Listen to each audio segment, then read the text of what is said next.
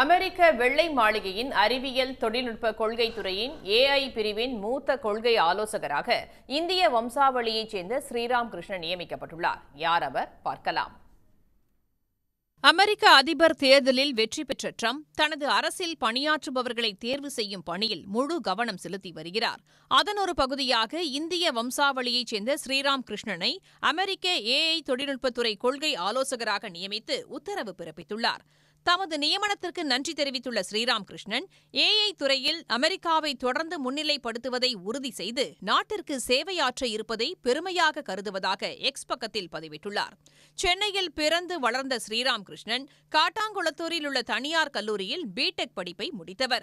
இளம் வயதிலேயே அமெரிக்காவுக்கு இடம்பெயர்ந்த அவர் தொழில்நுட்ப துறையில் உள்ள நுணுக்கங்களை கற்றுத் தேர்ந்துள்ளார். இதன் மூலம் உலகின் தொழில்நுட்ப ஜாம்பவான்களான மெட்டா, மைக்ரோசாப்ட், ட்விட்டர், யாஹூ உள்ளிட்ட பெரிய நிறுவனங்களில் பணியாற்றினார். ட்விட்டர் தளத்தை எலன் மஸ்க் வாங்கியவுடன் அதன் CEO-வாக ஸ்ரீராம் கிருஷ்ணன் நியமிக்கப்பட்டார். ஏற்கனவே இந்திய வம்சாவளியைச் சேர்ந்த காஷ் பட்டேல், துளசி கபாட் ஆகியோரை ட்ரம்ப் நியமித்தார். தற்போது அந்த வரிசையில் ஸ்ரீராம் கிருஷ்ணனும் இணைந்துள்ளார். உடனுக்குடன் செய்திகளை தெரிந்து கொள்ள சன் நியூஸ் பெல் ஐகானை கிளிக் பண்ணுங்க.